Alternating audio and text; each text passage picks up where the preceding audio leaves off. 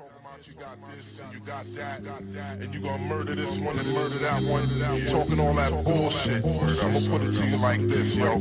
This is for the nerds, this is for the brainiacs, this what we deserve.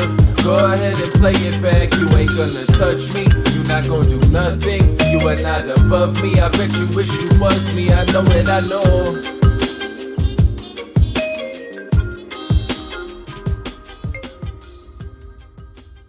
What is poppin', everybody? And welcome back to another special episode of the Only Friends podcast. Well, you know, it's me and my only friend, which includes, but is not limited to, the birthday boy, Guapito Tortito! Guapito Tortito. There he is. I'm only a couple years closer to playing the seniors event. Happy birthday, Guap. Thanks, buddy. Appreciate it. Guap, when you get to the seniors event, I'll buy all your action that you want. Sorry, I appreciate that. There was a big And a 10, markdown, obviously. Yeah, mark that, obviously. there was a big 10K seniors event at the Win. 10K? Yeah, 10K buy-in. You play it?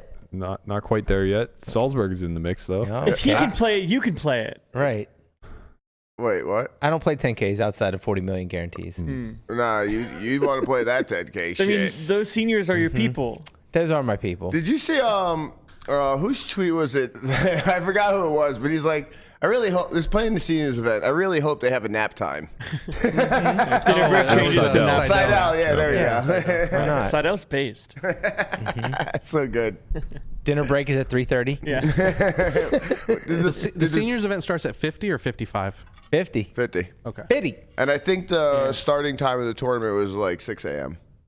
That sounds about right. Probably should be. You have the early bird special. Man, that'd be so good. They give you like bagels and lox. Yeah, they should, like for one of these small buy-in events, they should just start it at like 8 a.m. and let Reg close at like 2. God, I would love that That's so actually much. kind of nice. Because the people that want to be there from the start will always be there from the start Yeah, anyways. Lamanna will be there at 8 a.m. The rest of Yeah. us will show up at 2. Nope, I'll be there at 8 a.m. because I love that time slot. Right, for don't Conrad, that's sleep. basically like a 3 p.m. Yeah. 8 a.m. is like 3 p.m. for him. This is nighttime for Conrad. Why did your cheek look like I won the slap bet? My man. I had fucking 7 Skittles and now I'm in pain, torture, and I want to die. I have to tell you. I have a chipmunk. Fix I your look mouth. like a chipmunk. Look at this. Look at that. Watch my finger go out. Straight out. As somebody who's suffered from this before, it's not the Skittles. I mean, you know, they don't help. It's not course about not. the Skittles. Well, it's the Skittles, about the Skittles. that makes it happen. No. You have an infection. I understand about it, but the Skittles inflame it. Any sugar. Any Come on, sugar. bro. I don't think it's the No, sugar. come on, bro. It's literally an infection. Like you should be on antibiotics right now, or you know, get your fucking root canal done. Yeah. I went through it. I tried to do what you did. I remember it was so bad. There was so much pus. To alleviate it. Come on. I could put my finger like on my gums and like really push. It would like move the pressure of the That's an The infection. I'm not going to lie to you. I've tried that many times and it doesn't happen. yeah. I went through like I was like, this has to be pus. How do I get it out? I would go through like tubes of that ointment. The gel? Yeah, I can't think of the name. Oragel. Oragel, yeah. I would go through like tubes of it, and then that would stop working. And I was like, oh man, this is getting really bad. There's a picture of me. I was on TV at the Pirates Game 6 versus the Cardinals, and I think like 2013 or 2014. 2014, I think. It cut. No, it was 13. Was it? I thought 13 was the Cueto year. That's when they played the Cardinal. They beat the... Oh yeah. You're right. The next 2 years, they lost the wild card game. yeah, correct. Never got to the... So yeah, I guess it was 2013. And man, it was they could have won that game too. I digress. So it cuts to me in the 8th inning. I think they were losing like 1-0 or 2-1. It was a 1-run game. And it cuts to me and Jace in the right field bleachers. It was amazing. It literally cut to just you two. Like, out of everybody in the crowd. Like, they were like, who are the 2 biggest yinzers in this fucking stadium? It was just you that two. Are just absolutely miserable about what's going on. I think like Pedro just struck out, and it just like pans to us, and my cheek is like out to here, and I'm just like deadpan like this.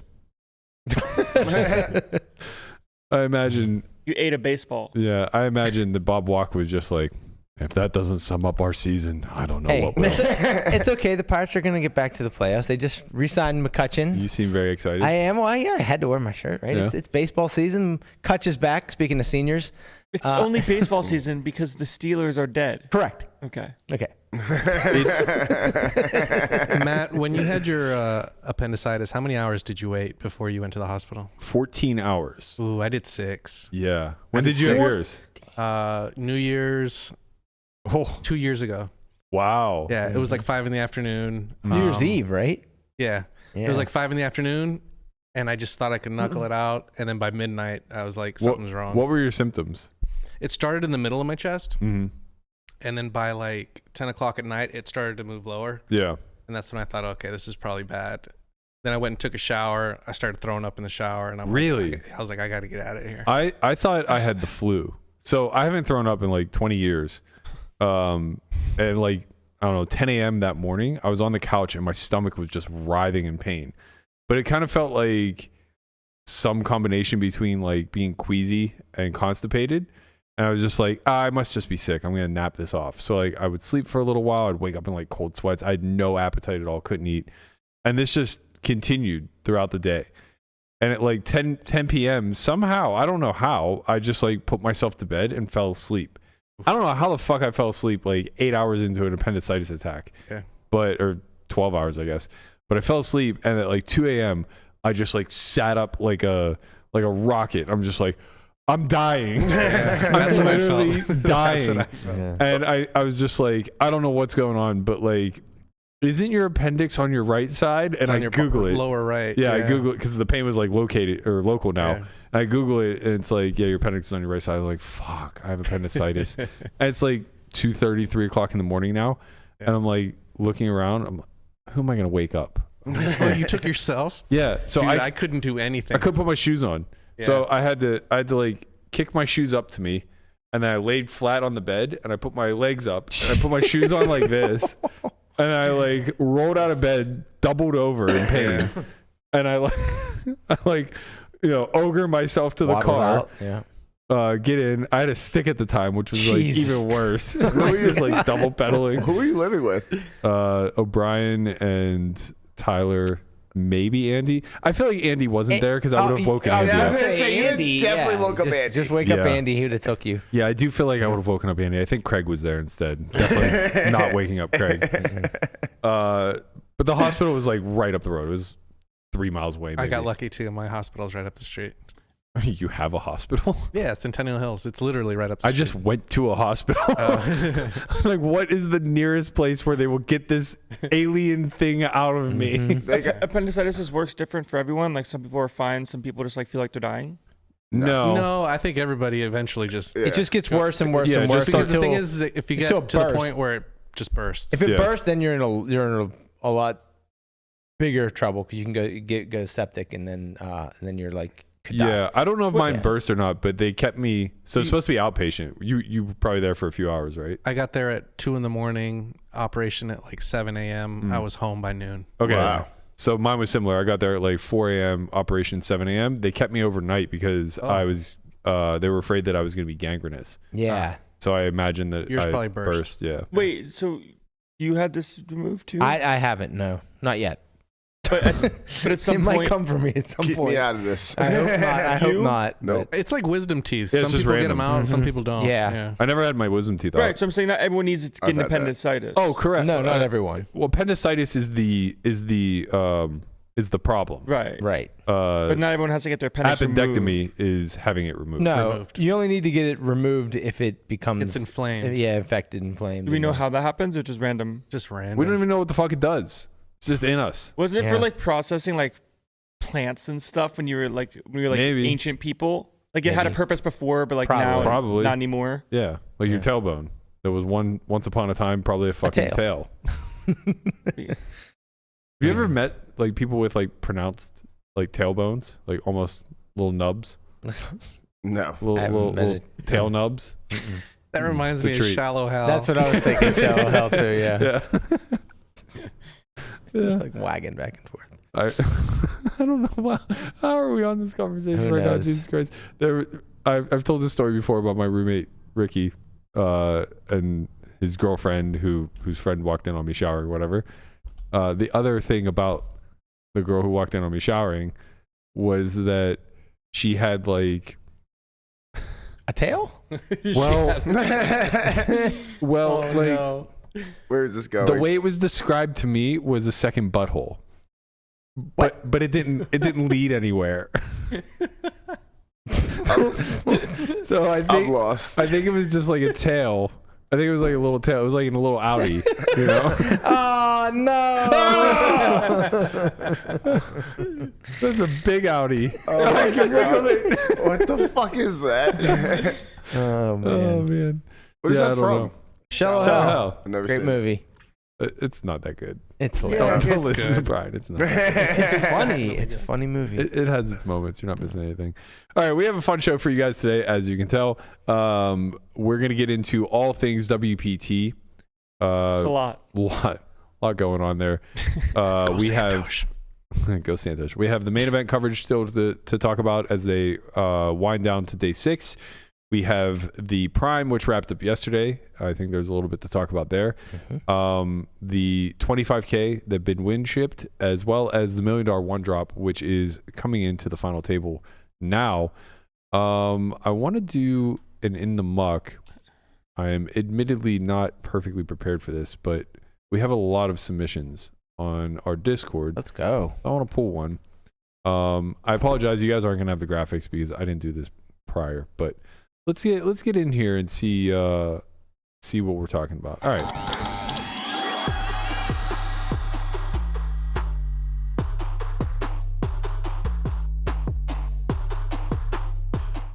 All right. Now I want to state I haven't really combed this one over, but the title got me. That's good. We get your true reaction. That's true. Yeah, That's I like that. Could be good, could be bad. Could be good, could be bad. Just yes and It's it. real. A lot of tournament in the mucks being submitted now. It's that time. Due to the WPT and whatnot. It's Yeah. hard to not be when you lose every pot with 90 bigs on day 2. Oh my God! Okay. Get the Oh hell my out of God. here! You know what? Would you Talk like to be about in the being muck? in the fucking muck? I'm in the muck, yeah. You were so in the muck. Would I you was. like to be in the muck? Do you got one for us? I mean, Do you have a greater picture of the muck? it's not Yeah. a hand. It's just Yeah, like the exactly. entire day 2 was a muck. Like Okay. I never had a 2-hour span in a tournament. Talk to us about it. Yeah, I just lost every you're on hand. the couch. Let's go. Let's hear it. This is a nice couch. Landon had a moment. He's like, "Oh my God, I'm in the muck. Don't do that in the muck, cause I'm in the muck. Oh my God, I'm in the muck, guys." I forgot about the muck because it was all a blur. Mm-hmm. The muck can be like that First sometimes. Yeah, like, So you made day 2 of the 3K. By the way, was it $1 million the first? yes. Yeah. What the fuck? And Bornstein and Bucky are still in. Let's go, boys. How many people are left? 9. Jesus, $1 million for a 3K? Yep. The fuck is going on here? It's absurd. Was it a 5 million prize pool? Is it more? 6. 6? I got 6. So 3 million guarantee. I got 6. 2,000 runners? Yeah. And then more. 800 on day 1. Jesus 800 Christ. and 1,300. Okay. And you made day 2 with an optimistic stack of 90 made- bigs. Day 2 is 500K. Mm-hmm. Average stack was like 250. Okay. Wow. That's Yeah. twice as much. Yeah. Seems like a good thing. Seems like you can maybe win a tournament like this. Well, let's not get carried away. Yeah. First hand, button opens. Opens off 23. I'm big blind with queen 6 off. Roll a 10%er. Go for the 3-bet. Get clicked on. Yep. Like, all right, this is what. You got what you deserve. Yeah, this is how. We don't This is roll- what it's like to be in the muck. Let me tell you something, buddy. We don't roll the 10%ers live. You just let that queen 6 get on out of there. Yeah. You don't need it. I gotta call. Can't fold. Wait, you called it? I'm not saying you have to fold. I'm just saying, like, we just don't 3-bet it. We got. They open good hands, man. Nah. This guy's raising enough. Mm-hmm. Anyways, next hand that I get to play. No, I swear. Next, he jammed 25 bigs over a button limp with queen 4 suited. And you think he's gonna fold to your measly little 3-bet? Measly. Might just That's jam it right over. As I said, that's the flip side of it. Might just click it on your ass with a might. little queen 4 suited. He's not folding his hand. Some things you learn after the fact, and it's still fine. Relax. It's fine. It is fine, but I will say, I don't try to have well-balanced ranges versus people that fight really fucking hard. This is Just try hand to 1 have off the it. deck, buddy. Yeah, that's unlucky for you. I mean, you learn later pretty quickly. Well, yeah, I mean, Go on. kinda. Like, you never really know with these guys. Like, next hand, I get to play low jack open, high jack call. I'm cut off with ace jack off. squeeze. Yeah, we got it. We're in there. Jam. Yep. Rejam. Yep. Out. I'm like, but everyone just gets aces today. Queens and kings. I'm like, Okay. oh. No, you were alive. You should have called it off. Yeah. Ace come? Yeah, would you hit it? No. Oh, okay. You would have saved yourself some time, though. No. It's true. Lots of time. Yeah. And Well, pain. I got a pay jumper or something at least. I think a couple There you $100. Yeah. Next hand, I want to say undergun 9 opens. I call off 22 with king jack of hearts, and then the guy that's been 3-bet squeezing a ton, but by 3-bet squeezing a ton just had good hands. 3-bet squeezes cut off. First guy folds, and you can't recall and you can't back jam, so you just have to fucking muck it. Mm-hmm. I angry muck in a way that gets me to want to see his cards. You know what I mean? Like I just like look disgusted and like slam. Like I'm just like slam fold to like get the like I want him to show me that he's not fucking around. Yeah. That's kings. Like I had one of those. I guess that doesn't really matter now, does it? No. The only time I did win pots was when I was either I limp jammed like blind versus blind, or yeah. someone opened and I jammed and they folded. I didn't get to play post flop, not a thing. 90 big blinds you think it might be, but no. Was the rest of the table enjoying your misery? I'm sure they were. Yeah. I'm sure they had a great time. Yeah, I bet. I mean, were you openly stimming? no, I was internally stimming. And then button jam 15. I called off ace queen off big blind. He had ace 10 off, 10 high. It's like, okay, I'm just not going to win today. You know? You gotta be. I think people forget the tournaments are genuinely scams. Like actually scams. Well, are they scams? Like, what does that mean? They're scams, but you choose to play them. Right. Like you have to be like, if you're in the muck, then you're really not okay with how this transpired, because you kind of have to be if you're going to play tournaments. You have to be, but sometimes. Could you have done anything different? Would you have done anything different? No, like, and I was happy with the way that I effectively tried to play poker, right? Because I didn't really play much poker. It was just get jammed on. But it's like I was Squidward in his house while SpongeBob and Patrick are outside, like dancing around, like, oh, like I got aces, I got kings, like I'm gonna jam on this fucking guy every time he tries. But it's like they won. I was the guy that got aces and kings, right? But for these tournaments, you just have to be okay with not getting chosen. But some people are the chosen ones. Efro said he wasn't even there, and he's enjoying Landon's misery. Efro made day 2 and then busted hand 1. Yeah. He made day 2, lost ace jack first. But like, it's weird to think that I've just accepted this as a reality. Yeah. Where it's like, you know what? Well, because before it used to be so much easier to think, oh, like first is a million, like it's gonna be you, and then one like of these times it's gonna be you, and then you keep showing up, and you're like, this is insanity. Yeah, it's actually insane to think that this is like not a career path, right? But like you're doing the same thing over and over again. If you're Ben Weng, you just win them. You just spike them all. Some people are chosen.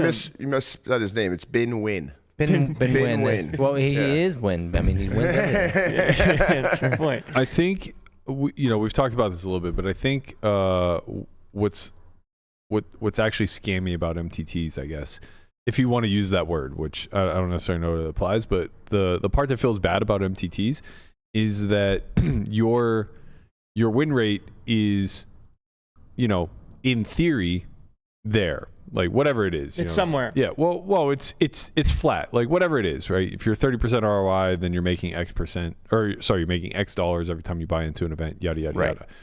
But unlike cash, the wins and losses don't come rather consistently, right? Like cash yesterday for an hour and 1. See, there you go. There you go. Like when you play cash, it's like win 3, lose 1 kind of thing. Win 1, lose 1, win 3, lose 1, win 2, lose 1. For cash, yeah. Lose 3, win 2. The streaks are very. Sometimes for you go 1 in 27. Yeah, but it's really unlikely, and it's very mild. And even when you go 1 in 27, like I didn't even lose that much money. It was just like patience and having the fortitude to get up and go play the 28th. You didn't lose many buy-ins. The point I'm trying to make is that in cash, there's no amount that I can win in a single session that will make up for a year's worth of losing. And there's no amount that I could lose in a single session that would deplete a year's worth of winning. Right. But in MTTs, that's kind of the gimmick. Them's the breaks. It's like it's almost like DFS. or like best ball. I was gonna say it's very similar. It's like video poker, Yeah. right? Because like no, it really is. Because if you're playing a 99% payback machine, right? You better hit some fucking royals, or you're not gonna ever see 99% of your money back, right? And that's just like how it works. It's like, it's 99% payback. Why do I keep losing? Well, because you need to hit royals to realize the 99%. Yeah. Just like you need to have these deep runs, these big scores in tournaments to realize your win rate, which if you play enough of them, you should get there, but that's all in theory land. Also, like when it comes to where a lot of the win rate is, right? You say, oh, my ROI is 30%, my ROI is X. It's very predicated on how well you play final tables too. That part's true. You're going to materialize that part more when you get there, but the chance of you getting there is so low. Yeah, right. So now it feels like the world is on your shoulders when you do get there, and it's not just a one-off type of thing. Yeah, I think the big part that you don't realize that you're signing up for, and this is especially true live because everybody's so fucking narcissistic and so arrogant to believe that like somehow they're better than the next guy at navigating the portion of the tournament where you do not make money. Everybody is of the structure's so good, you didn't have to take that risk. Like, you don't hate these people. It's so dumb. And the truth I love you is, too, Landon. the truth is that everybody who's kind of navigating day ones this way are probably having a slightly higher cash rate, but they just never fucking win. Right. And that's you cannot win with that mentality. I took that something I really took away from Hunt in the tournament academy. It was just like, it's like, listen, you're gonna bust tournaments. If you have 30 big blinds and there's 80% of the field left, you're not trying to preserve that stack. Right. Like if you do, you're just gonna sometimes get to a min cash. You need to build your stack. You need to not be so conservative with your stack, especially in like the first half of the tournament. Yeah, it's obviously a fine line between like spewing and taking spots. But like for a perfect example, day one of the 10K, I'm playing to get a stack large enough that can bag while I blind out or bust. And I still couldn't find enough spots to gamble. You're not trying to make big exploitable folds, like to preserve your life, right?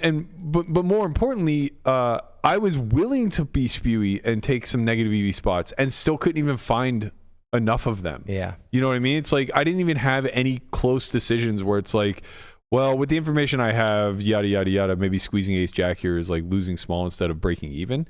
No, it was none of that. It was a lot of just like 8-3 off, fold, 8-3 off, fold, 8-3. Like I can't even enter pots type of thing. And that's kind of what you sign up for. You don't realize that like in order to be a tournament player who has a really good return, you are just going to spend 90% of your hours out of the money and busting. Yeah. You're gonna put in 90%. The best players in the world bust 75% of the tournaments they play, maybe more. Yeah. So like 90%. I might be high. I might be a little high on the 90% because once you make the money, you put in a lot of hours. Yeah, it depends on the structure. But like somewhere around 80 to 90% of the time that you invest in playing tournament poker, it'll be to have $0 returned to you. Yeah.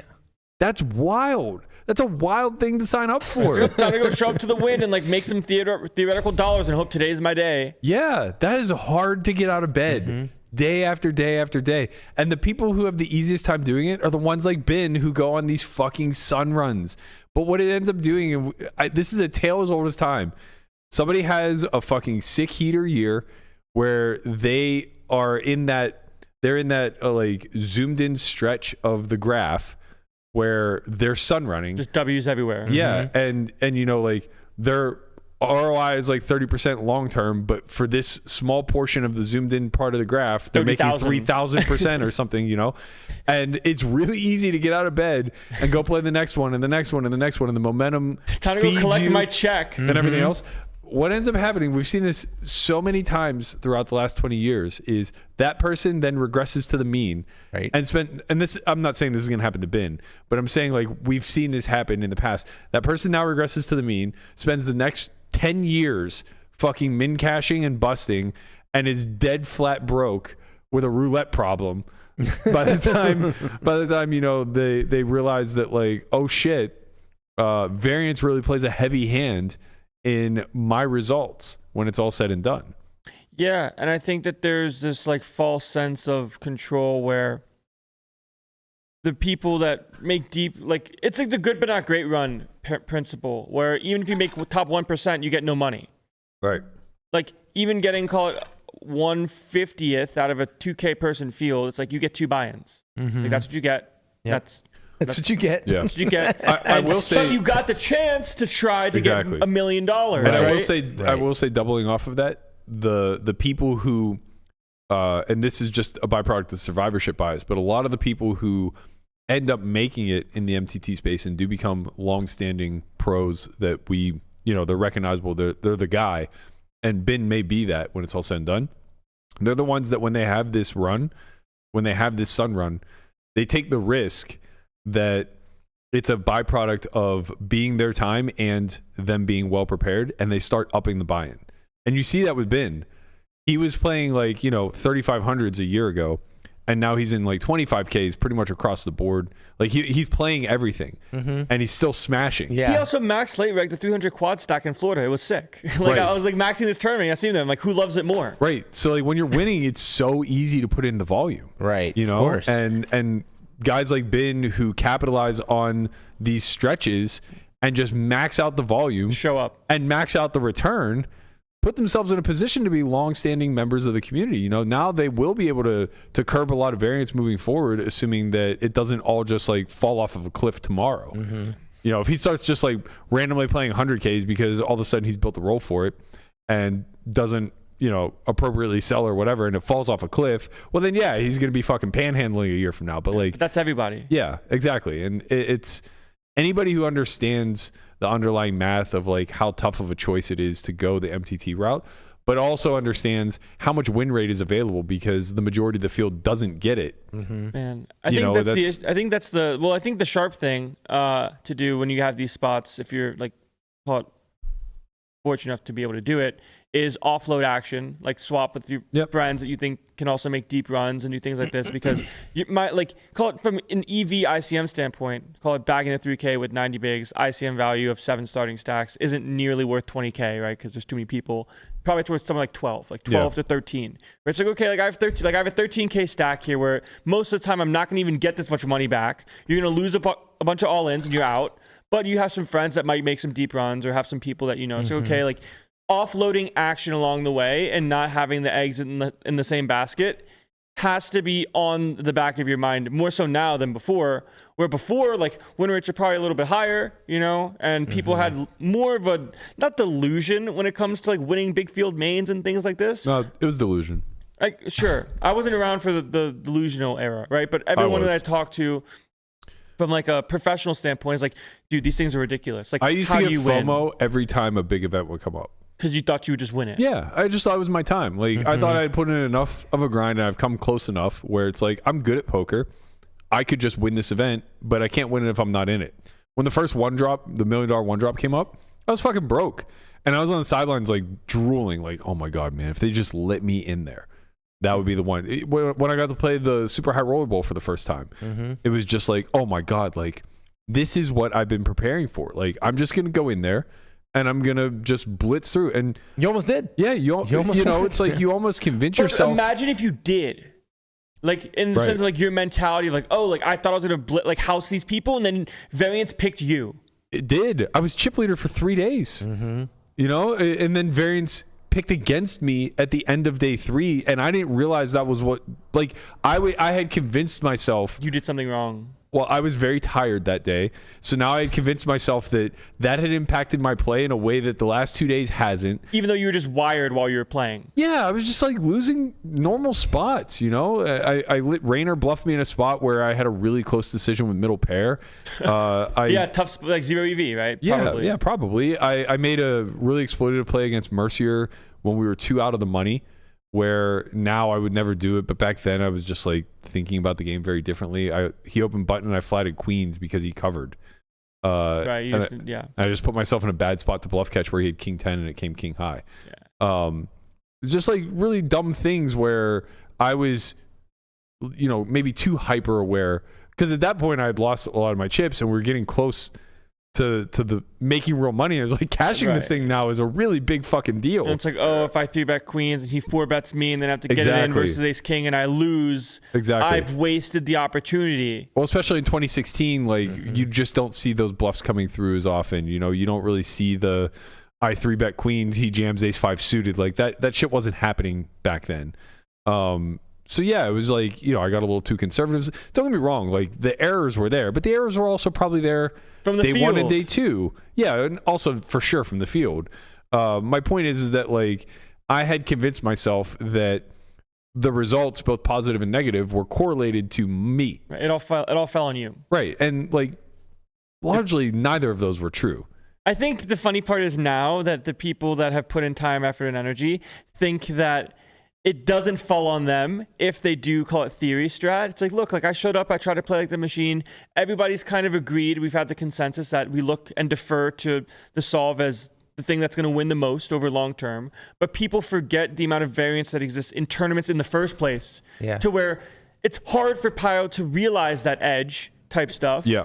But we all try to mimic these things when we have questions. And even at the highest stakes, like the one drop, everyone confers HRC, Pio, and they look at this and we say that this is the answer. Honestly, I think that's why guys like Chance are so fucking good in open field events.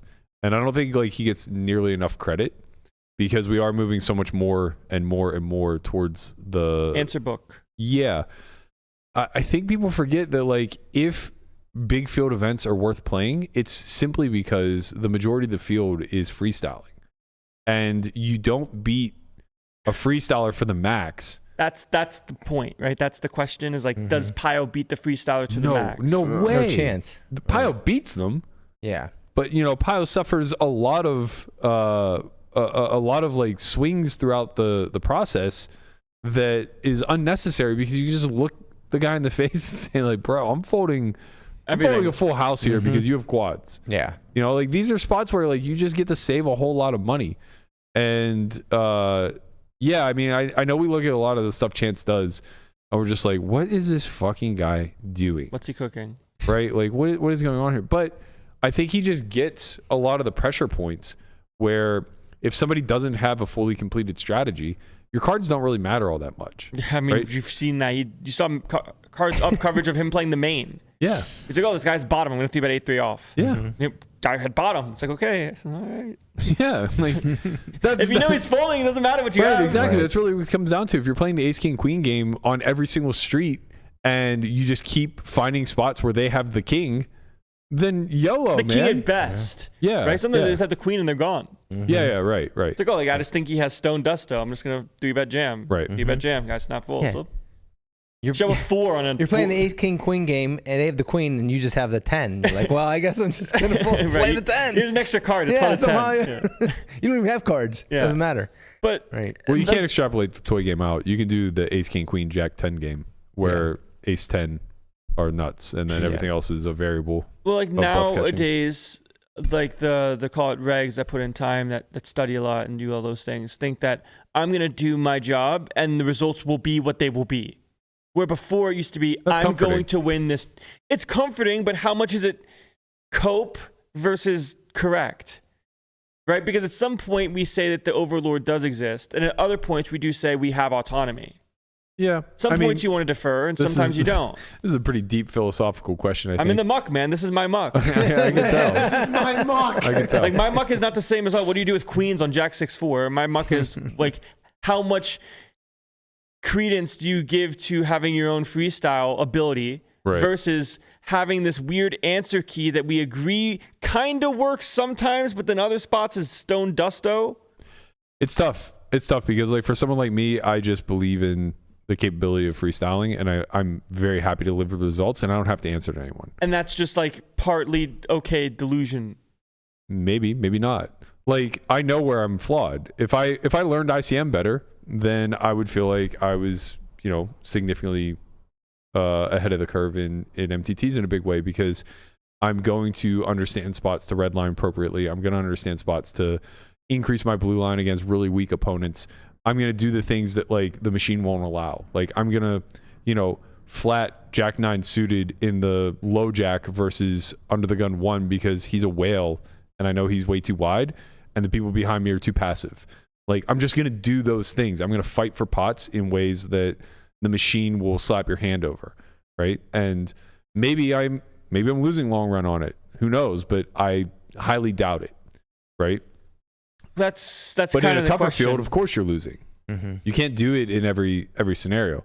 And I guess my point is, like, I'm fine with that because I don't have to answer to anybody. I get to be autonomous. I get to make the decisions as I best see fit. And then worst case, run them through my brain trust and say, like, is this an idea kind of thing? Whereas, like, for you and a lot of other guys that are coming into the scene, you're going to have backers to answer to, peace buyers to answer to. You're going to have your own self-doubts because you're only a couple years into the game and you can't lean on the same amount of experience. Man, you know? it's so funny. Like, just playing cash for an hour yesterday, like, I had a spot where I was playing heads up. And, like, I just, like, flop goes check, turn, I check call, river, I check jam as a bluff. And I'm just like, I know this feels good for me because I'm playing for me. Right. And yeah, there may be some mechanics here at play that I do think are correct. But even though I'm unsure, I'm okay with taking this line because I'm the one that has to pay the price if I am wrong. Welcome to freedom. Yeah, and like, well, part of the freedom, like in theory, like call it backer freedom, is like if you're the people that like believe in you, also believe in the brain trust overlord being the solves, and you try to replicate the solves as much as you possibly can. Logically, it's hard to be like, okay, even though you busted 20 times in a row, you're doing what you're supposed to be doing. Right. But there's that like fear and doubt in the back of the mind. It's like, is he working hard enough? Is he looking at the sims enough? Is he actually executing, or is he just doing things like to where, like, do I now have to answer to the overlord because the people that give me money want me to, or do they give me money to try to use my own brain, where both can be true at the same time? Where it's like, oh, you had these good reasons. Sure, this spot I would have deferred to the sim. And now you have to make these in-game decisions of who do I trust? Is it myself, or is it? Yeah.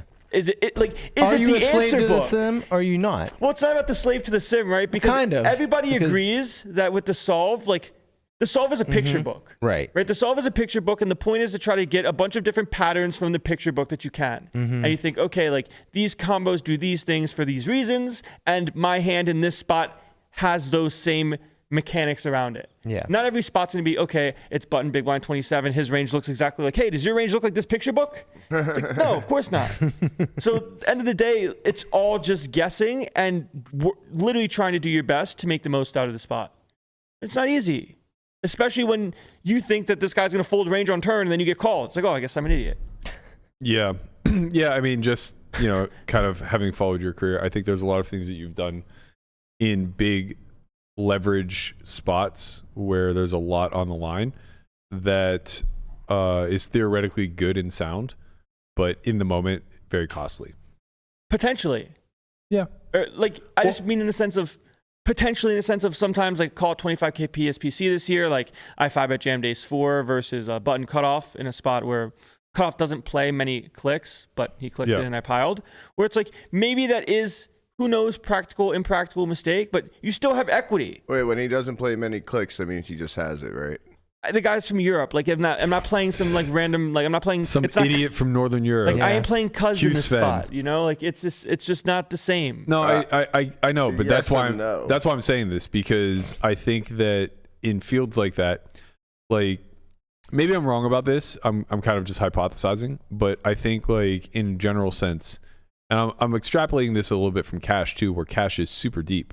I think you can build a strategy where you never 5-bet and you just print. And I think that applies to both realms. Now, don't get me wrong. Like in cash, I want a 5-bet because I want to be the most dangerous guy at the table and I want to be able to maximize win rate. But I understand that a lot of volatility comes off of that. And the difference is that it's fine because I get to play the next hand. I get to play the next spot, right? With MTTs, when you find yourself pitted up against a worthy opponent who's also very well studied, and you start delving into these nodes that the rest of the field are never playing. Most of the field is just like not playing 5-bet ranges, period, right? Most of the field is pretty gun shy to 4-bet, and they lean pretty heavily on the top left. Gun shy to fucking 3-bet. Right? That's what I'm saying. So it's like whenever the majority of the field is just leaking through these nodes, it feels like a choice to take a stand versus the guy that can just, fuck you up in a 0 EV spot. Well, the issue is if you never do the things that the machine does to protect itself, you are now giving up EV in some spots to then defer from that node. Not really. Only if he knows your strategy. But if he thinks that you're capable of 5-bet jamming ace-4 suited and you're really only queens plus ace-king there, how does he adjust? Yeah. That's part of the game, right? Is like the difference between chess and poker is chess, you have the answer on the board. Poker, you never, I don't, the guy's not going to tell me, hey, you're going to jam ace-4 here? He's going to say yes. I think some of the biggest winners, it's funny, because I think some of the biggest winners in live MTTs are guys that are actually super sick nits when it comes to the multi-bet nodes. Like the bet jam node. Or just like the 4 and 5-bet nodes pre. Okay. Like, I don't want to name names because I don't want to out them, but I think that there are some guys that are really, really, really great. Naming fake action MTT pros. Exactly. The FAP MTT pro, right? Like, they're way too fucking wide with 3 bets. But then whenever you look at the 4 and 5-bet nodes, they're just nutted. Aces.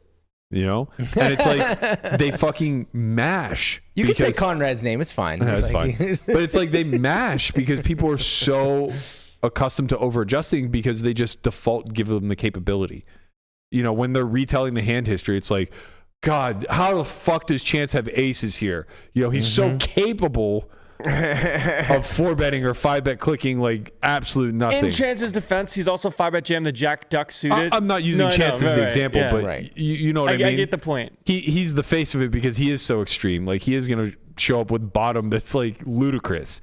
But there's a lot of other guys that aren't Chance that every time you play that 5-bet pot versus them, they're just going to be heavily nutted. Yeah. It's a good way to make a lot of money if you can put in the entire stack with a range that's queens plus. It really is. I mean, finding somebody to 4-betting kind of trash or wide it's just not a thing that really happens. No, it is though. There, you just need to sometimes you need to be able to see the spectrum of people and the different archetypes.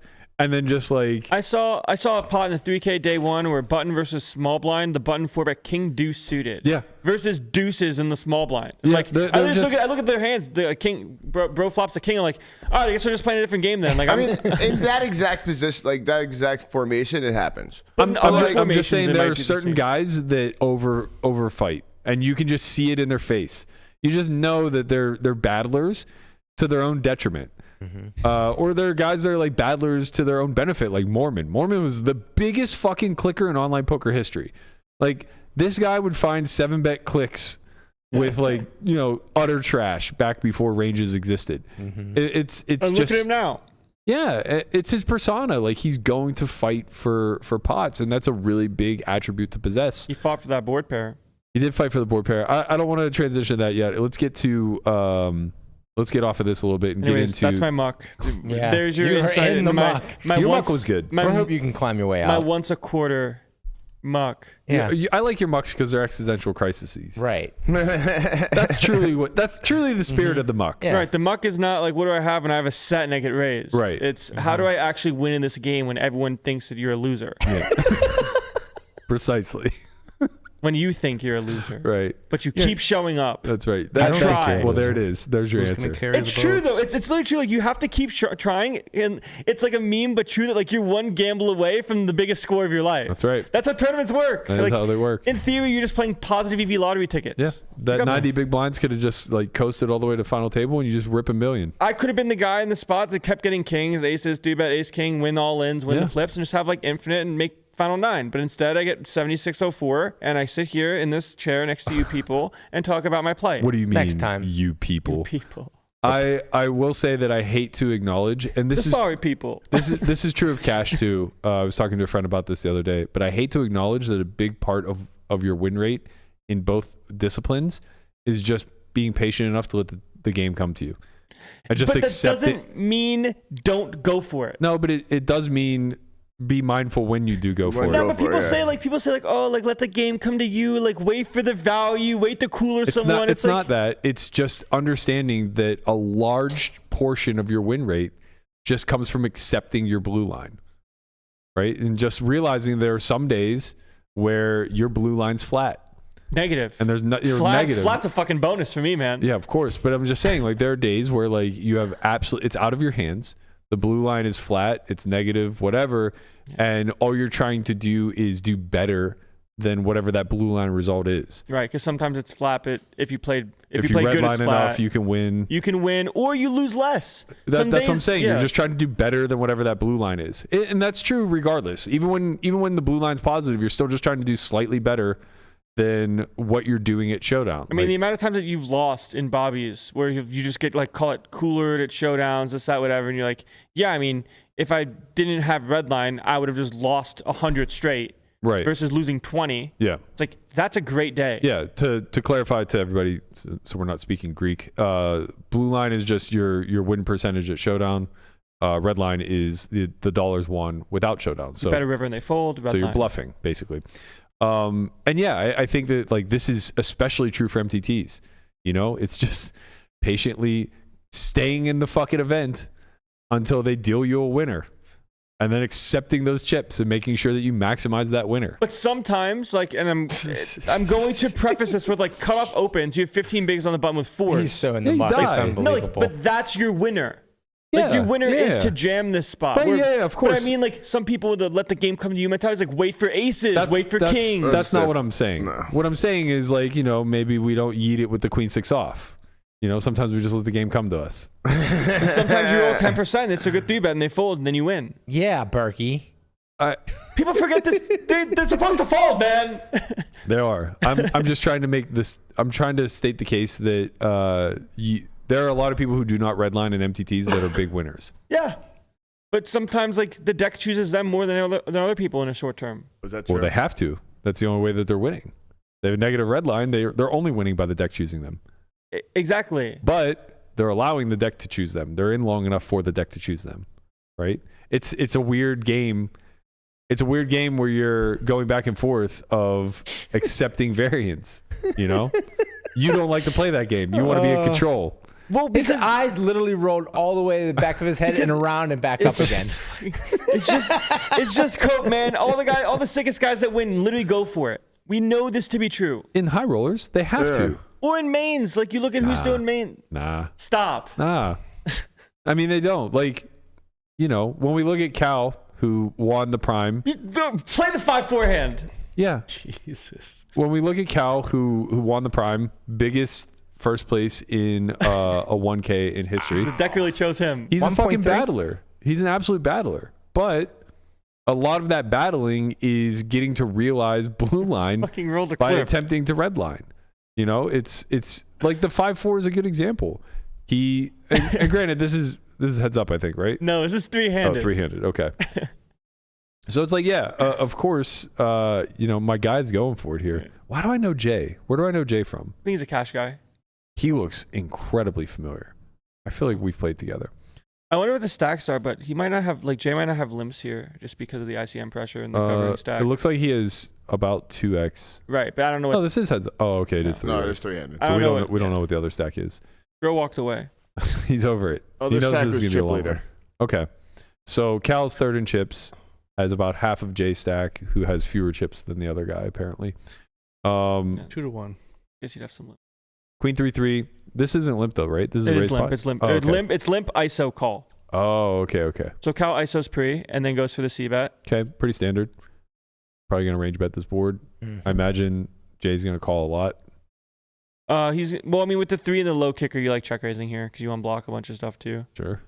So he goes for check raise. All right, let's get it. Mm-hmm. And then Cal. I could see Cal click here because he just does shit like this. Well, who knows? Have you seen this yet? No, I just know he wins. Same,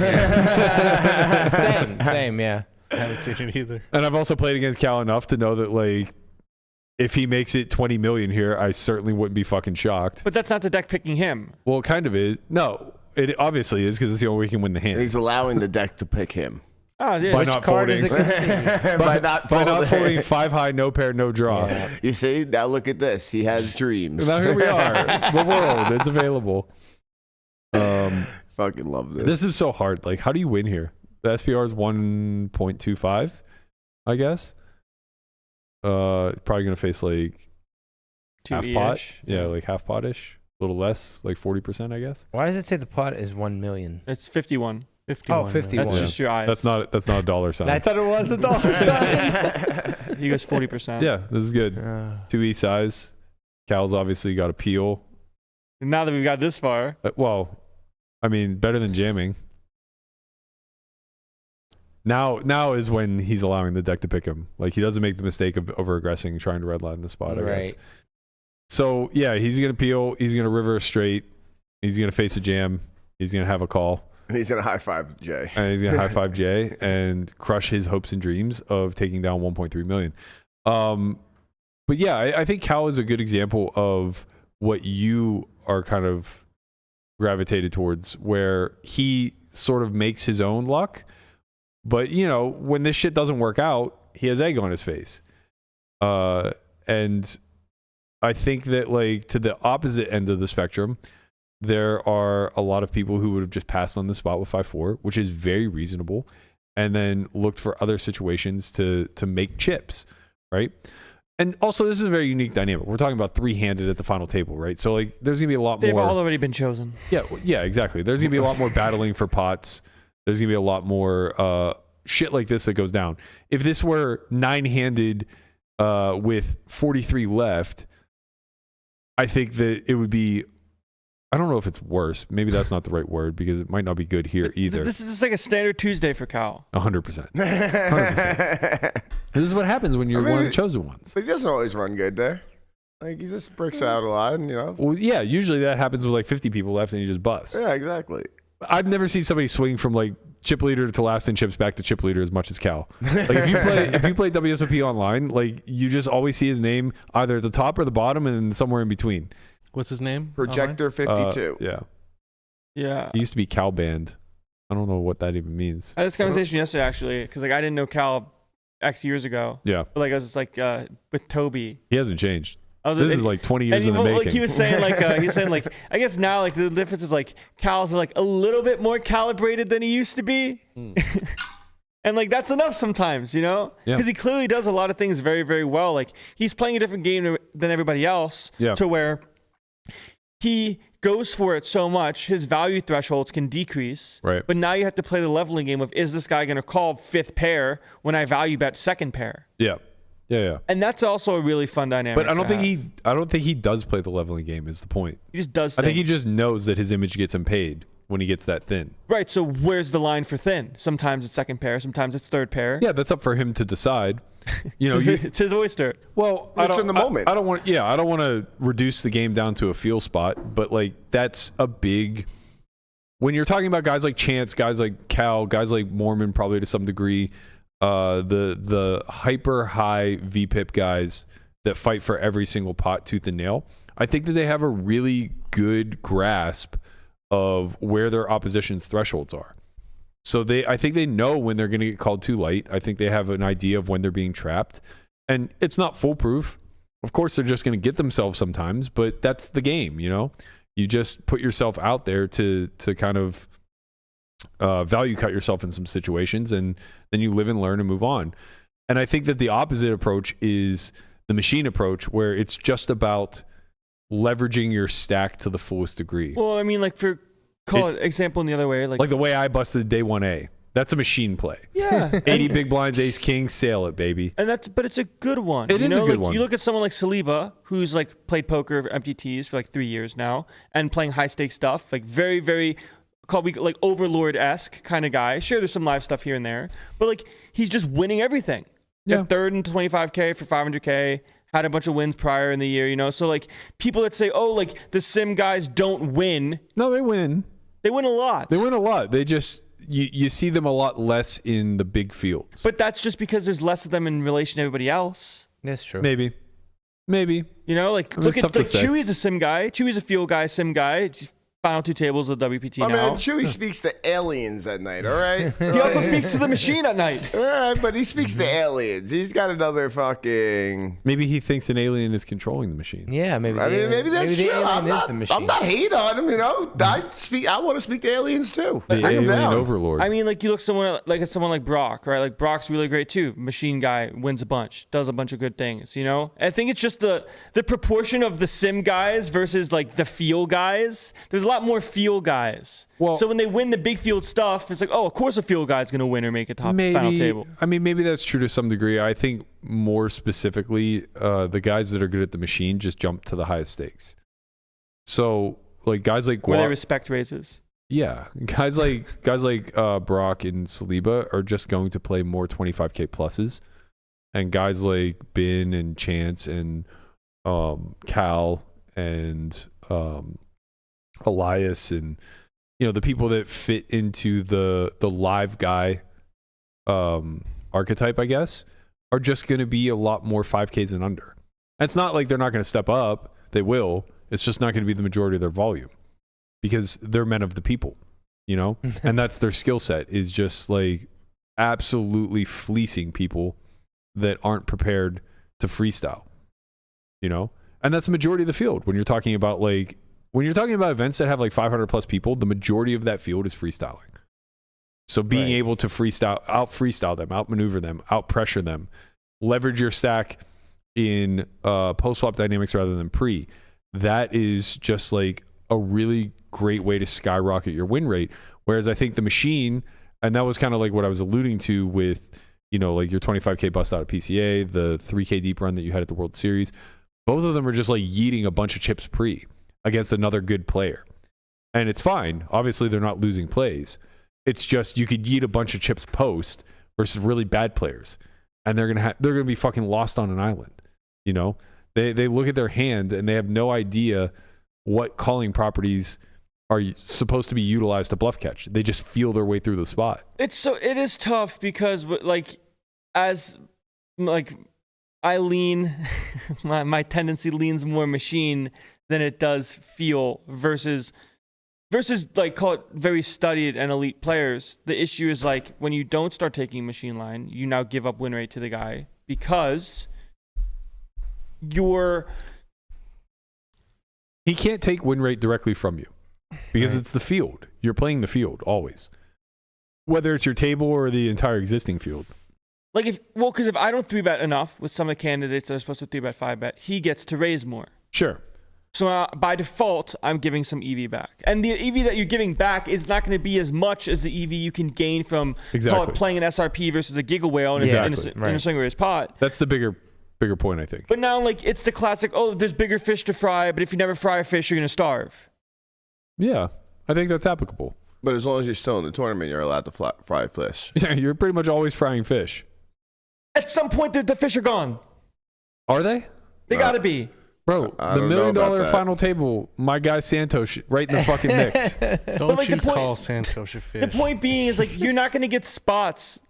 The game is not designed for you to get all those spots. Be like, oh man, I have to give it up here because I'm going to get my spot versus him. It's less about passing on areas where you know that you're making money, and it's more about passing on areas where either you're unsure or there's zero EV. I think that's really the bigger picture thing. I don't think. Well, I think my stance is it's not actually zero EV. Like the 4-bet jam or the 5-bet jam with the ace 4. Mm-hmm. If the guy's 4-betting too wide, could be worth a lot. It's a big if though. It also could be worth negative a lot. Yeah. It's a big if. Chris zoomed in on him. The likelihood that you're facing too wide of a 4-bet versus too tight of one. Button cutoff versus someone that's good at poker. Versus another person who's good at poker. Maybe he just understands that you're going to play well. But the way that I see it is if somebody plays well, they're probably going to 4-bet appropriately versus 4-bet tighter. Right, and say, so that's the point. You can't gravitate then and say, I'm printing here because he 4-bets too wide. And you can't gravitate towards saying I'm losing here because he 4-bets too tight. You just assume that he 4-bets appropriately. In which case now you either want to play a 0 EV node or you just want to give up. And I know giving up's hard. Well, because giving up sometimes if you don't do it is actually losing much more. It's impossible to know. Because if he is too tight, then you're doing the right thing. If he's too wide, then yeah, you're losing too much. It's impossible to know. Tough game. It's just impossible to know. What we do know, though, is the other 7 players that stink are giving something up every time they put chips in the pot. And we can play against them. So then why check raise bluff ever? Well, because you can print versus weak players who can't defend versus check raise bluffs. But now we're making assumptions as to can they defend correctly. No, we're not. We know that bad players are doing wrong things in just about every single node. Right? They're just bleeding EV. It's very hard to have a negative win rate and find spots where they're taking plus EV lines without the nuts. You're making it sound like it's very simple. I'm simplifying it because it's a relatively simple outlook of a strategy, but obviously it's incredibly complex, and you need to be capable of battling against really good players. Yeah, of course. Why? Because at some point you're going to find yourself 3-handed like Cal did. But at that point you already have $500,000. So you want to win 1.3. You don't want to just leave money on the table. Right. It's a lot of money to be left on the table. I don't want to make a final table and be the weakest player there. Right. So right. That's where you're going to make the most of your win rate, right? When you're at the final table. But you don't get to that point without having to scam people along the way too. Agreed. Where at some point it's button versus small blind, and the button opens for 30, and you have deuces in the small blind where you know that you have a jam for many clear reasons, because winning the pot pre is worth a lot. And you say, I'm just going to call here and try to flop a set. No, I wouldn't even call. Just fold. I would fold or jam. Yeah. Then you can't fold. You can fold. All right. Next topic. I mean, you can fold. Next flex. Next topic. Next flex. I'm still in the tournament, man. Yeah. Next topic, man. I can't do this. Move on to the next hand. I can't do this right now. I'm not in the muck again. The stim is stimming. No, it's just a ridiculous statement. It's just truly ridiculous. It's not making that much money. Yes, it is. That's the point. It's really like a big blind. When you jam. Yes. Yeah, but not through call. You're probably. So now you're actively choosing a worse option to hope that you stay in the tournament. No, the things that would prevent me from jamming are believing that the button is opening far too tight from theory, in which case now it's not making a big blind when I jam. Yeah. Who knows what they're opening? Sometimes it's a mistake. No one knows, Landon, but like you can make pretty strong assertions about certain people. Yes. If Brian is on, maybe Brian's not the right example. Okay, now you have the turtles on the button and you have deuces for 30. I'll see you I would later. jam versus Lamanna because I think he's opening relatively appropriately. But if his dad's on the button, I would fold. Shout out to Chico. Chico. But now you're going. His dad's opening like 27%. You don't know that. He's out there mixing it up. He's playing a tournament right now. You're going from one extreme to the other, and you're doing the same thing I'm doing with the. I'm not going from one extreme to the other. I'm just making a very strong assertion based off of having a decent read on people. I can see like how they VPIP, and if they continually pass on button opens. The whole overarching point is there will be good players in in any tournament with X amount left that are opening appropriately, and you have deuces, and you pile it, and you lose. Yeah, that's fine. Right. So sometimes you are just a scam to the system, and then you're out. Maybe I would give up a big blind in that spot if the other 7 spots were terrible. If the other 7 spots were just like literally bleeding EV to me every single time we put money in the pot, I would probably just pass on making a big blind versus the good player. The good player just calls correctly. Yeah, but that doesn't. It still change wins the a big spot. blind. It wins 100 big blinds per 100. Right. It wins a buy-in No, every don't time. do that. That's not the way it works. It is how it works. They were it's just not. talking It about wins- that on Twitter. Somebody just literally Peter said, Clark- "Can we stop doing this?" Peter Clark tweeted about it, and I think it's really sharp. Like it's the wrong way to measure errors, because you're not losing 100 big blinds per 100 hands. You're losing 100 big blinds per 100 spots, which is just one big blind per spot that you're in. Yeah, you're losing a big blind. That's a lot. Yes, it's a lot, but it's not like you're losing a buy-in. 100 big blinds. If we're equating this to cash, it's not like you're losing a buy-in if you're dealt the spot 100 times. You're still only losing one big blind each time. It's different. It is different. It has to be different. What is different? Right?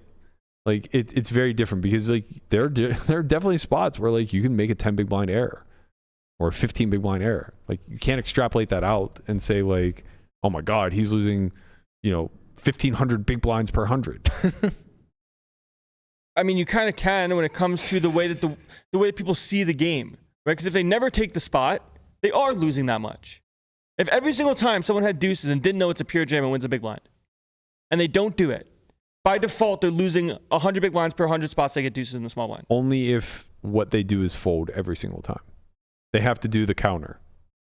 They and have why to, wouldn't they? They have to do the thing that actually loses the full big blind. Because what do you mean? Why wouldn't they, man? You know how many people out there like are supposed to be jamming small pairs in spots and they just call instead. Yes, I know how many people do this, and that's why they call small pairs. Right. So that's my point. Is like now they're not losing the full big blind. They're losing the difference between the two actions. But even still, even if they are losing these amounts of big blinds, it's overlooking the way that EV is exchanged throughout the course of a hand, right? So it's like, yes, in this exact decision point, they're costing themselves one big blind, but say they enter through a different node like call or something along those lines, they may recoup some of this loss rate. So you think if somebody's like call it overlord to the max, Yeah. you think they're more equipped for playing high rollers than mains?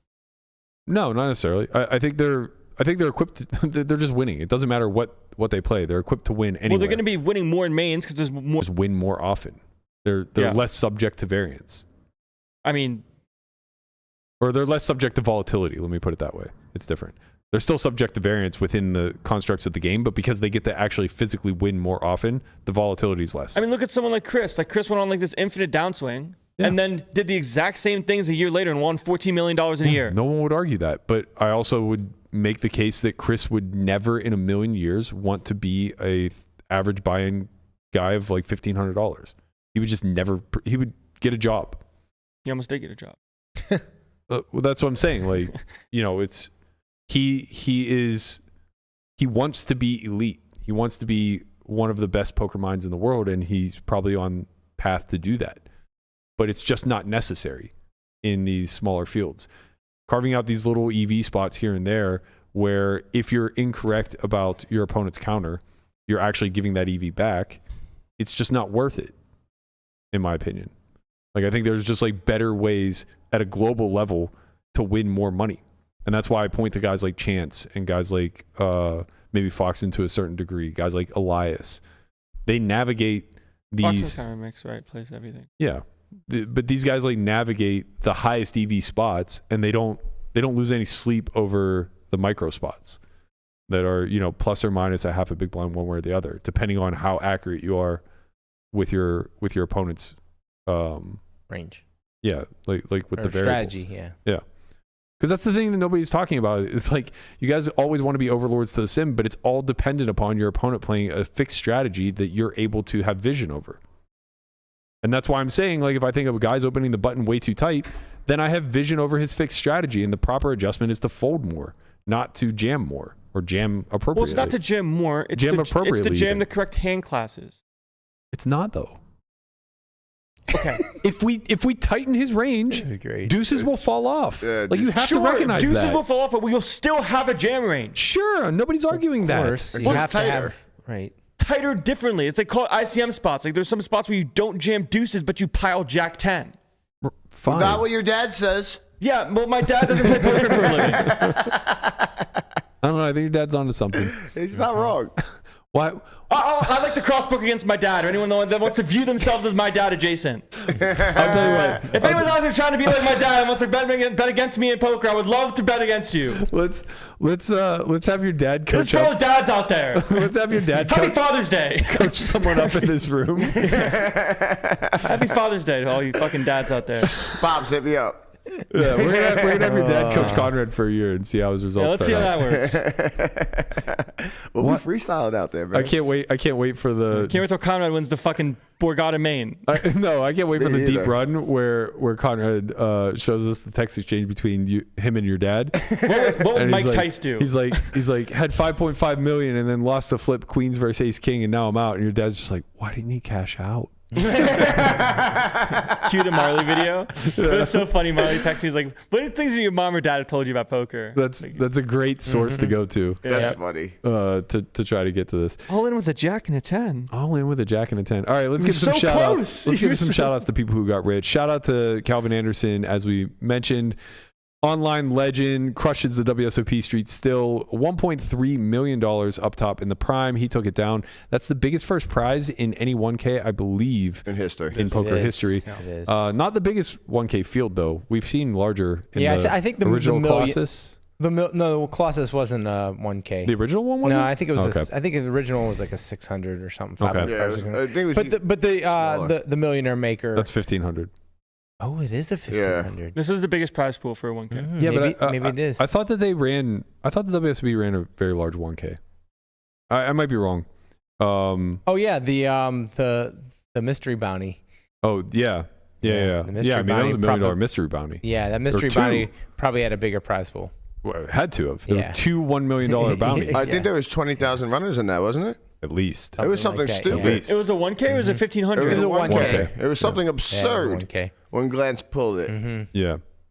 No, that was this year. Oh, this year. Yeah, he pulled it He pulled it in 2022. Same thing We're with talking about Glances though. 2023. Like Okay. that was a very large field too. Right, yeah. So yeah, not the largest 1K field, but the largest first prize. Right. To a 1K. So big shout out to Cal. Shout out to Bing Weng. He continues his reign of terror. It is a reign of terror. Shipping the 25K. This is the one that Rampage won last year. He took it home for $958,279. My guy, he is just out in the streets. What a fucking year, man. Do we know what his 2023 totals are?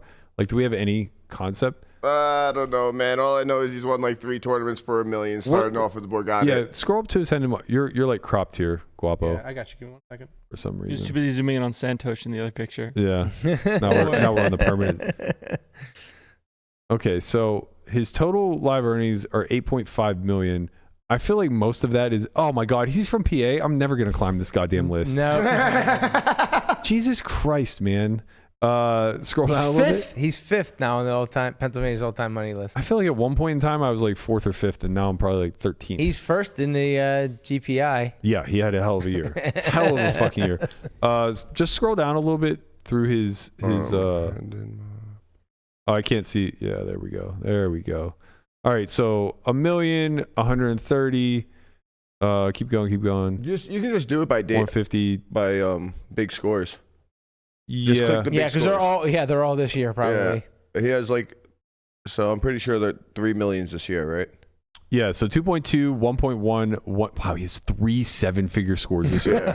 Really 4 if you count the 25K. What a fucking sicko. 2.2, 3.3, 4.3, 5.3, 5.5, 5.7, 5.9, 6.1, 6.25, 6. Jesus Christ.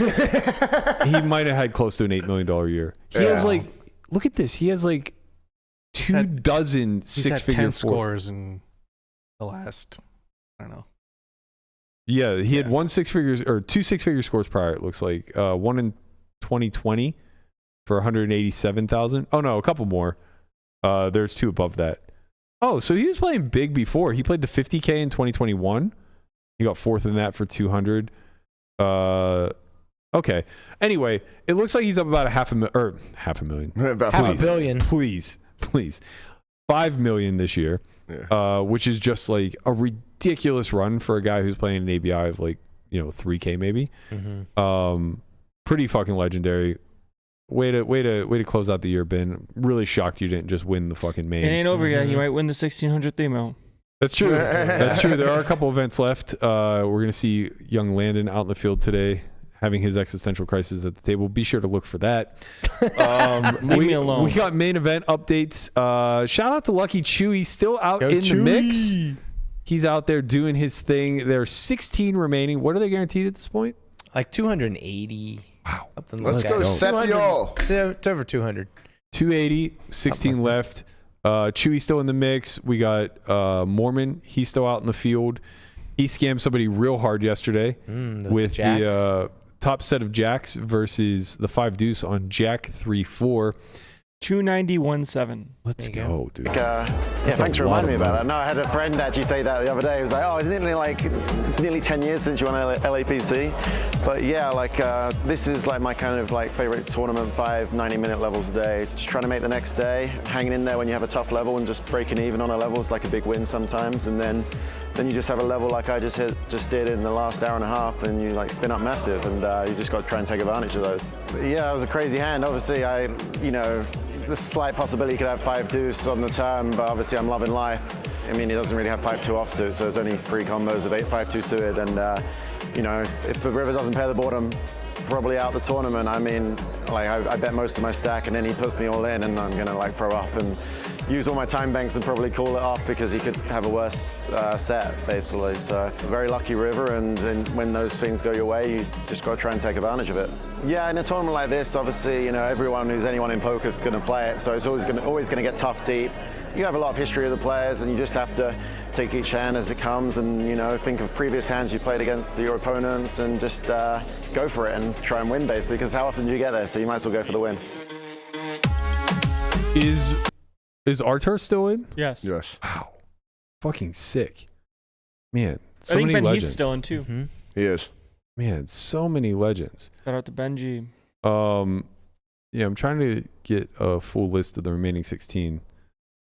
I don't know if we have one.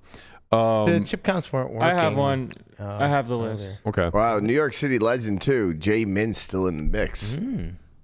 Don't know him. I played a lot of cash with him. And go ahead and like read that. it off there, Landon. From chip leader to 16th, Ben Jacobs, 77 bigs, Maxime Chalad, 64 big blinds, Matrosian, 60, Carl Shaw, 48, Sepio, 47, John Richards, 44, Georgios Soteropoulos, 41, Ben Heath, Mormon Chewy, 1, 2, 3, Heath, Mormon Chewy, Jason Min, Enrique Zanetti, Ade Alono, Mustache Mark's still in the building. Yeah, Mustache Markin and Paulius Vitinik. I'm so happy you I got did. one. Yeah, there's a couple Svens left. Definitely a couple Svens left. He's a Sven. One Sven. He's a Sven. Ben Heath You're counts as a Sven. No. You can't have an I met English someone Sven. yesterday whose name was actually Sven. Nice. He Shout didn't- out to Sven. He didn't look like Sven, but I was like, you ever watch a podcast? You are what you represent. That is true. So yeah, we're gonna have a big play down day today. I believe they're playing down to the 6-handed final table. That's correct. Which will be really exciting for us to cover tomorrow. Obviously, I'm very biased. I'm pulling for Chewy. Big shout out to him. Hopefully, we see some mixing. But it looks like it's a pretty tough final 16. I didn't see too many names in there I don't recognize. I don't recognize any amateurs for sure. So yeah, I mean, you know, we're gonna see some battling for sure. Also have the one drop final table airing today. So I think that's going to be the early portion of the WPT coverage. They're down to the final 6 for pay, $1.2 million for min cash, $7.1 million up top. We got Dan Smith chip leading with 61 bigs. Mario Moss, I always mispronounce this. Mossbach, $3.3 million, 42 big blinds. Makita coming in third.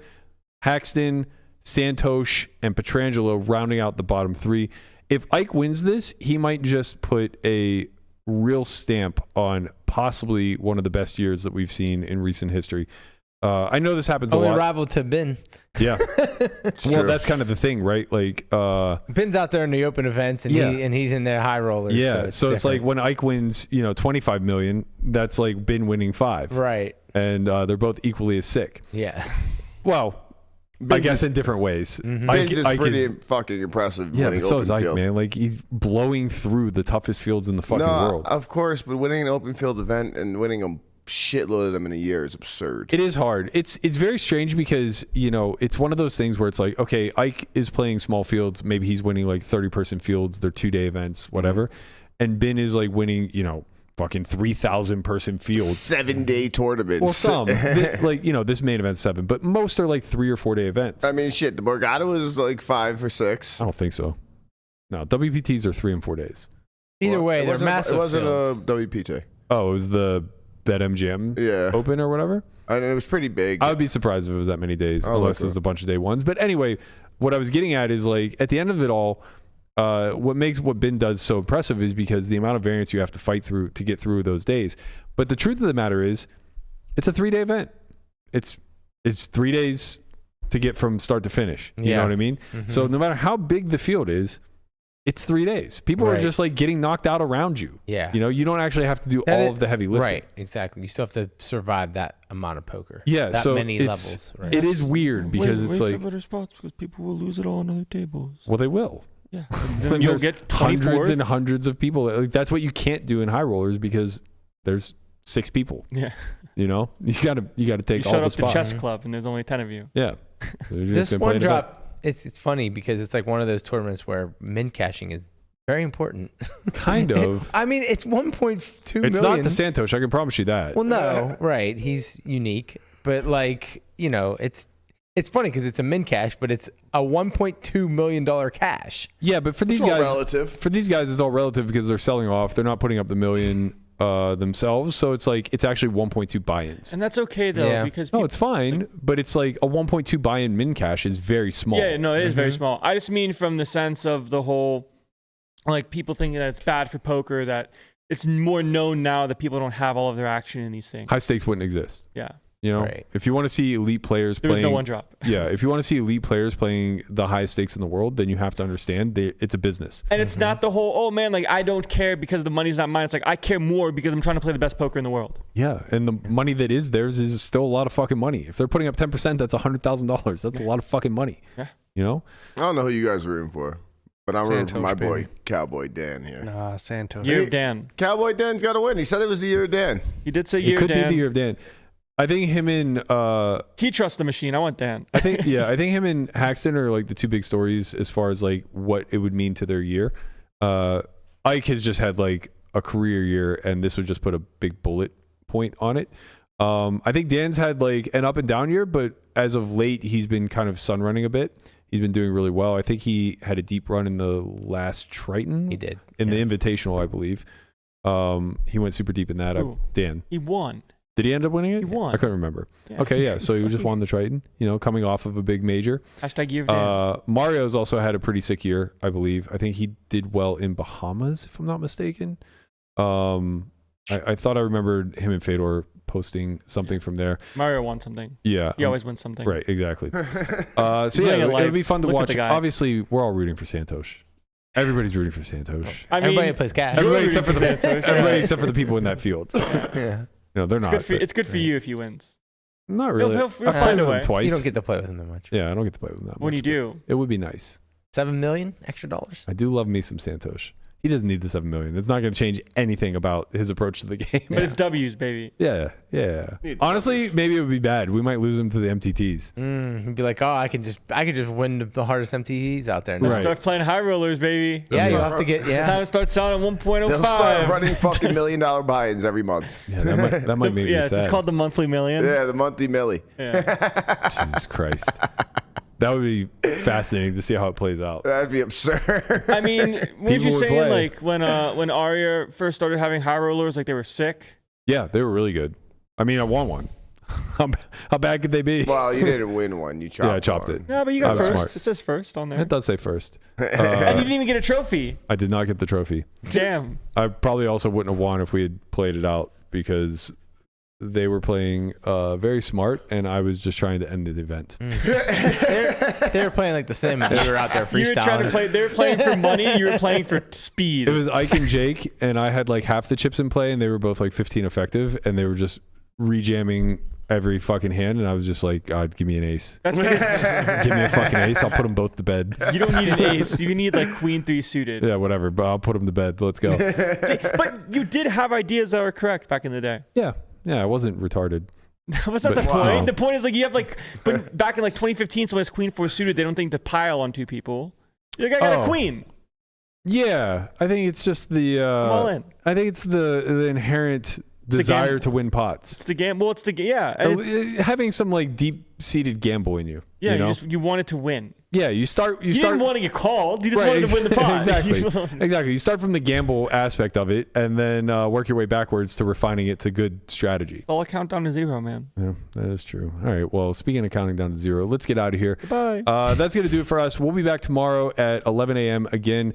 Tomorrow is going to be our Secret Santa, so we're going to have some fun stuff to kick off. We have Friend Court tomorrow, which once again I'm looking forward to. Chopping block, man. We also have launched a Only Friends TikTok. So if you want to see some clips from the Only Friends podcast, you can head to TikTok. I believe it is at Only Friends Pod. S4Y. Okay, that's a little much. But, Hey, Only Friends Pod was taken. oh, Jesus Christ. These people, man. So at Only Friends Pod, S4Y on TikTok if you want to catch some of those shorts. I think we're going to be launching them on YouTube as well pretty soon, so stay tuned for that. Lastly, if you want to cop some merch, go ahead and click the link in the pinned comment above or in the description below. And don't forget to like, subscribe, and leave us a comment. Let us know what you think about the right way to navigate tournaments and Landon's existential crisis. We'll see you guys all 11 a.m. tomorrow. Later, squad. Peace. Peace.